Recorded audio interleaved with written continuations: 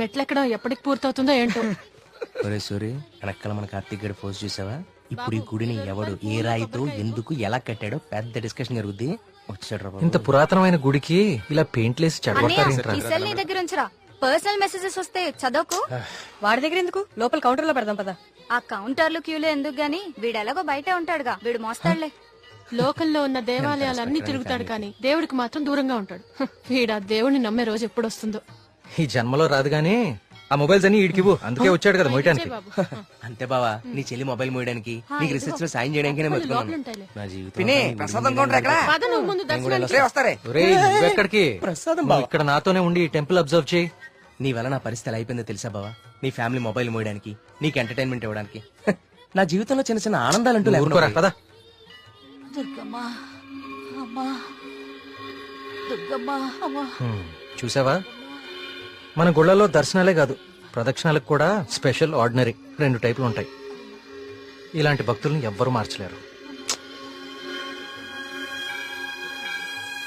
దుర్గమ్మా,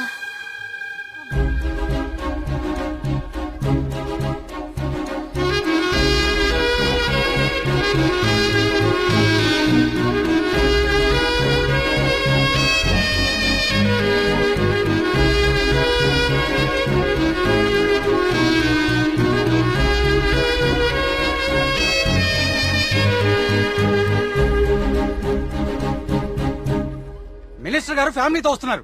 వాళ్ళ కోసం వేసిన కార్పెట్లు ఇవి. ఈవిడికి వేస్తారంటే మీరు? ఆహా, పదవి కోసం రోడ్డు మీద పాదయాత్ర చేసే మీ మినిస్టర్ గారు గుళ్ళో కార్పెట్ లేకుండా నడవలేడా? ఏం పర్లేదు, గుళ్ళో నేల మీదే నడవాలి. పాపం ఆమె మోకాలు చూడు ఎలా కొట్టుకుపోయినాయో. ఈ మాత్రం సాయం చేస్తే ఆ పుణ్యం మీ మినిస్టర్ కే కదా. ఎక్కడ దొరికావు తల్లి? రేయ్, ఇంకో 4 కార్పెట్లు రెడీ చేయండి రా. కార్తీక్, మా దర్శనం అయిపోయింది, ఇంక రండి ఇద్దరు. ఇంక పదా.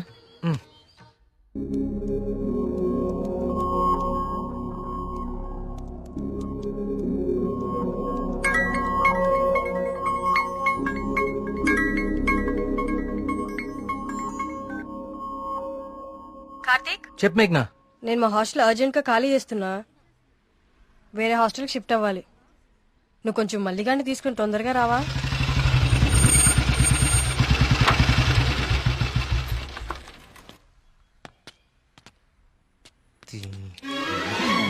ఇంకొకసారి హాస్టల్ చుట్టుపక్కల కనిపిస్తే చంపేస్తాం. ఇది నా టైం, ఎప్పుడు చెప్తా.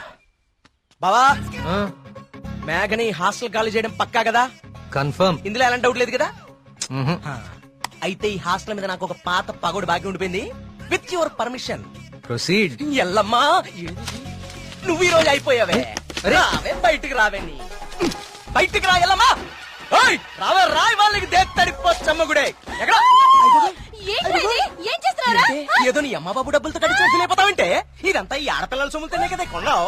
అవునే, అసలు ఈ లేడీస్ హాస్టల్ ముందు నీకు పని అంటే? లేడీస్ హాస్టల్ ముందు లేడీ వార్డెన్ కాక ఇంకెవరుంటారు? లేడీ అని చెప్పి నా కేడిగడవడా. అరే ఏంట్రా హాస్టల్ ముందు సిగరెట్ కాలుస్తున్నావు? నిన్ను కలుస్తా. రేయ్, నీ ఫ్రెండ్ ఏదో హాస్టల్ ఖాళీ చేసి వెళ్లిపోతుందని తెగ రెచ్చిపోతున్నావు కదూ. ఏదో ఒక రోజు నువ్వు నా కంట పడకపోవు, నీ సంగతి నేను తేల్చకపోను. ఇదే పని నేను చెప్తే చేతే ఇదే దీని వాటం.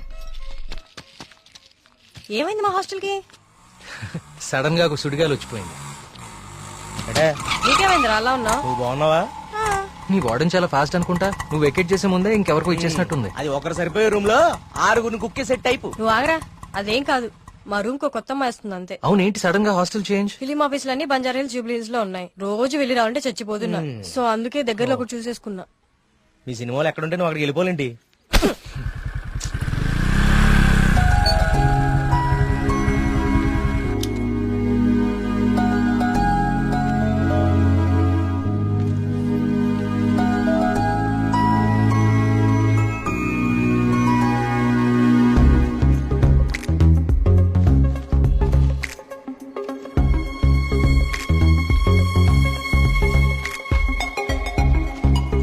ఆగు.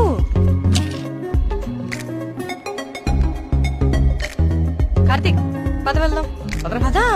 అసలు నీకు బుద్ధుందా? ప్రొడ్యూసర్ ఆఫీసులు దూరంగా ఉన్నాయని నీ అడ్రస్ మార్చుకుంటావా? అసలు ఇంతకన్నా బెటర్ హాస్టల్ హైదరాబాద్ లో ఉందా చెప్పరా? ఏం చూస్తున్నావు అలాగా? లగేజ్ తీసుకుని లోపలికి వెళ్ళు. ఏమైంది కార్తీక్ నీకు? నేను చెప్పేది విను కదా. ఇక్కడ ఉంటే రోజు ఇంటికొచ్చి అమ్మా చెల్లిని కలవచ్చు. ఎక్కడో దూరంగా ఉంటే అది కుదురుతుందా? నాకు దూరం అవుతుంది. అవసరమైతే రోజు ఇక్కడికి వచ్చి నేను ప్రొడ్యూసర్ ఆఫీసులకి తీసుకెళ్తాను. ఓకేనా? అదేంటి బావా? బావా నువ్వు అమ్మాయి తర్వాత చూడొచ్చు బావా. మన మేఘన కూడా వెళ్ళిపోయింది. ఇప్పుడు నా పరిస్థితి ఏంటి బావా? వాటికి తెలిస్తే నన్ను పిసికేస్తుంది బావా. ఇలాంటి అమ్మాయి కోసం చచ్చిపోవచ్చురా. ఎవరు నేనా? హలో మ్యామ్, బాగున్నారా? బావా బావా బా మీ హాస్టల్ చాలా బాగుంటుందండి. ఇక్కడ మీరందరూ చాలా బాగా చూసుకుంటారు. యూనో మిమ్మల్ని చూస్తుంటే సాక్షాత్ కస్తూరిబా గారిని చూస్తున్నట్టుంటది. లేడీస్ ముందు సిగరెట్ తాకూడదు కదా. ఓకే, మా మేఘన ఇక్కడ ఉండొచ్చు కదా? ఉండొచ్చు. Thank you. మేఘన ఇక్కడ ఉండొచ్చు బావా. Hello, Oh, yes. నెలకి 20,000 మా బావ ఇచ్చేస్తారు. బావ ఇచ్చేస్తావు ఇచ్చేయ్. ఇది నా కళ్ళు కిడ్నీ అమ్మేస్తుంది బావా. రేయ్, వచ్చేసా కొట్టనా దెబ్బలు కొట్టనే. అందరు కులాసాయనా? నాకు ఈతల పోటీలు అంటే భలే సరదా. ఈ కుర్రాడు వయసులో ఉన్నప్పుడు మున్సిపు గారి జొన్న తోటలో 2 పొత్తులు కాచేసి తినేస్తంటే వాళ్ళకి ఆపలవాడు ఎంటపడేవాడు. అడిగి దొరికేస్తామేంటి మనం? పక్కనే ఉన్న పిల్లకాలలో దూకేసి ఒకటే ఈత. భలే సరదాగా ఉండేది. స్నానాలు పేరు చెప్పి సాయంత్రాలు కుర్రాళ్ళందరూ షెడ్యూల్ వేసుకుని నాయుడు గారి చెరువులో దూకి 2 చేపలు అట్టుకెళ్ళిపోతే సాయంత్రానికి పులిసి అదిరిపోయేది. నాకే మూకుడు కూడా మిగిలింది కాదు. సార్ అవన్నీ ఇక్కడ మాట్లాడకూడదండి. అయ్యి బాబా మా పియ్య అన్ని మాట్లాడకూడదు అంటున్నాడయ్యా. కానీ ఇవన్నీ తప్పులేదండి. చిన్ననాటి జ్ఞాపకాలు, తీపి గుర్తులు. ఈత ఇలాంటి దగులుబాజీ పనులకే పనికొస్తున్నాను నిన్నాళ్ళును. కానీ ఈ కుర్రాన్ని ఆ తట్టుకొచ్చిన కప్పు చూసిన తర్వాత ఈతలో ఇంత విషయం ఉందని అర్థమైంది. రావయ్యా శ్రీనివాస్ రా. సార్ వర్మగారు రండి రండి. సార్ ఇదిగో బాగా ఇదాలి మరి. సార్. బాగా ఇది ఓకే. Thank you sir. సరే మరి అయితే 5 ఏళ్ళతో కలుగుతాను మీ అందరినీ. ఓకేనా?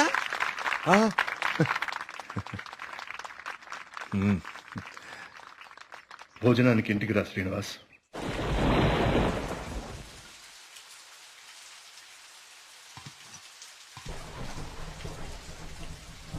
ఏంటయ్య గారు? ఈ శ్రీనివాస్ వస్తా అన్నాడు. వస్తానులేండి, మీరు కూర్చొని తింటూ ఉండండి. సరే కానీ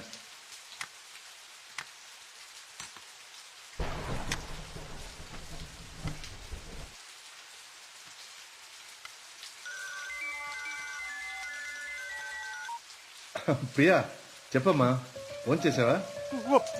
వర్మ గారు, మన శ్రీనివాస్ అండి అదే బావిలో.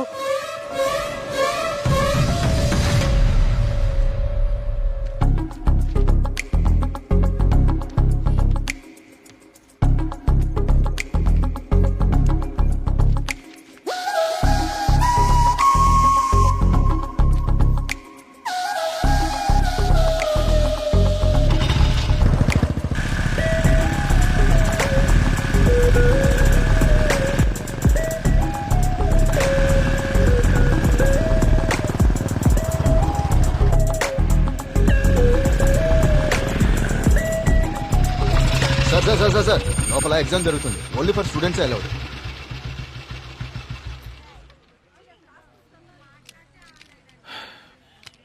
స్టూడెంట్స్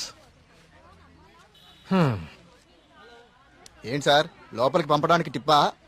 కాదండి, నా వయసుని గుర్తు చేసినందుకు ఒక చిన్న gift. Thank you. Thank you sir.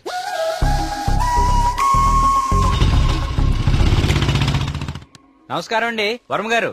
పూజారి గారు రండి కూర్చోండి. పర్లేదండి, మన ఆలయంలో నిర్విఘ్నంగా తిరిగి కలశం ప్రతిష్ఠించాం స్వామి. దాని గురించి ప్రత్యేక పూజలు నిర్వర్తించాం కదా. శివానంద తీర్థులు గారు ఈ ప్రసాదం మీకు అందజేయమన్నారు. ఓం సుబ్రహ్మణ్య స్వామి నమః. కుమార్, అయ్యగారు ఈ ప్రసాదం హైదరాబాద్ లో అమ్మాయి గారికి చేరేటట్టు చూడు. అలాగయ్యా. హైదరాబాదా?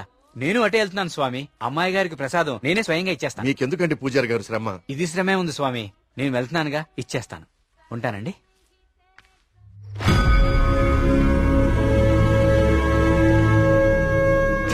వర్మ గారు ఈ టైంలో ఇటు వెళ్తున్నారు?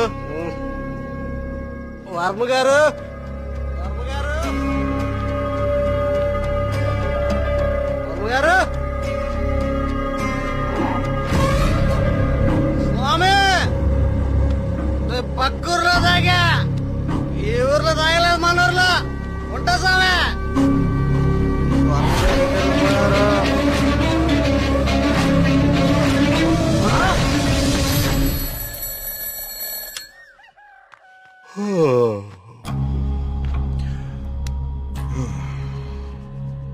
ఓం సుబ్రహ్మణ్య స్వామి నమః. అయ్యా మిమ్మల్ని కలవడానికి ఇన్స్పెక్టర్ గారు వచ్చారు. వస్తున్నానని చెప్పు.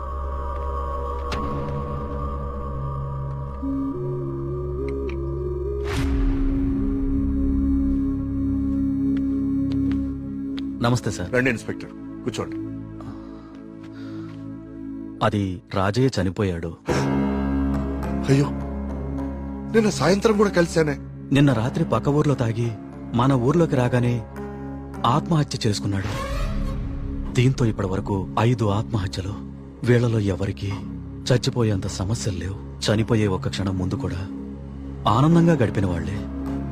ఈ 5 కేసుల్లోనూ మనకు దొరికిన ఆధారాలు 2. ఒకటి పిచ్చిరాతలు రాసి ఉన్న కాగితాలు, 2 నెమలి. ఈ 5గురు చనిపోయే కొన్ని నిమిషాల ముందే ఒక భయంకరమైన నెమలిని చూశారు.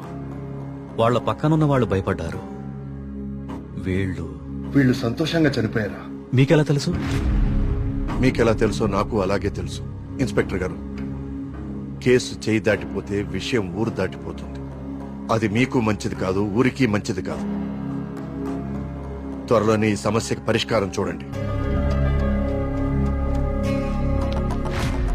సార్, ఒక మాట చెప్పనా? ఆ స్వామికి అభిషేకం చేయించి మనం ఆగ్రహం తెప్పించాం. గోపాలం చావుతో మొదలయ్యింది. ఇది ఎవరితో ఆగుతుందో ఏమో.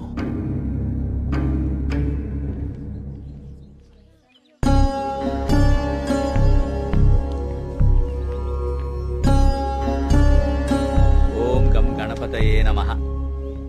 బాబు, కస్తూర్బాయి ఉమెన్స్ హాస్టల్ ఇదేనండి. ప్రియమ్మ గారిని పిలవా? అలాగే అండి, మీరు ఇక్కడే ఉండండి, అలాగే. నేను వెళ్ళి పిలుచుకొస్తాను. అలాగే అమ్మా. విఘ్నేశ్వర,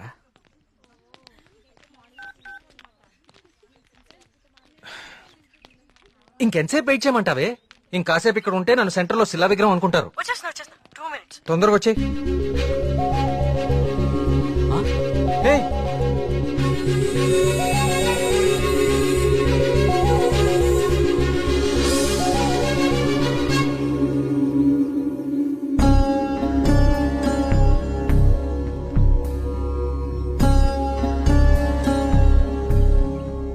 ఓం సర్వనుభవాయ నమః.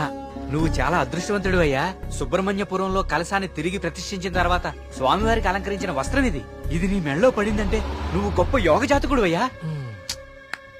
సుబ్రహ్మణ్యపురం కలసం పట్టం అదేగా? అవునండి. మీకెలా తెలుసు? కనీసం 10 లక్షలు ఖర్చు పెట్టుంటారు కదా. ఆ, ఊరి పేరు చెప్పుకుని మీ స్వామీజీ ఒక హోండా సిటీ కూడా కొనుక్కుని ఉంటాడు. కలసం కూలితే సిమెంట్ పెట్టి అతికిచ్చేయాలి గాని ఇలా లక్షలు తగలేయకూడదండి. 30 కోడి పిల్లకి జబ్బు చేస్తే 3 రూపాయలు మందు కొన్నట్టుందండి మీ వ్యవహారం. ఇప్పుడెందుకు టెన్షన్ పడుతున్నారు?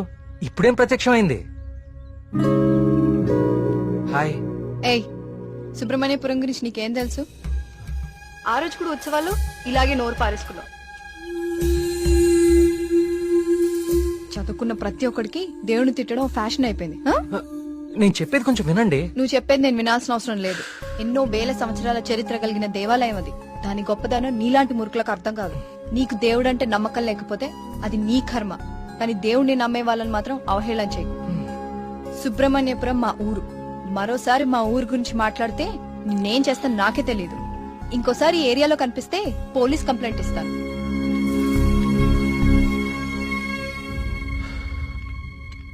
ఆగిపోయింది. కాఫీ. టైం బాగోపోతే అంతేరా, తిరగదు. Thank you. కార్తీక్, కాఫీ.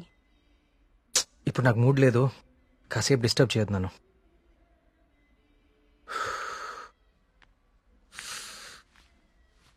ఏమైంది సార్? సీరియస్ గా ఉన్నారు? వాడితో ఒక అమ్మాయి 1 సైడ్ గొడవ పెట్టుకుంది. 1 సైడ్ గొడవ ఏంట్రా? అసెంబ్లీలో అధికార పక్షం లాగా మన వాడికి మాట్లాడే ఛాన్స్ కూడా ఇవ్వలేదట.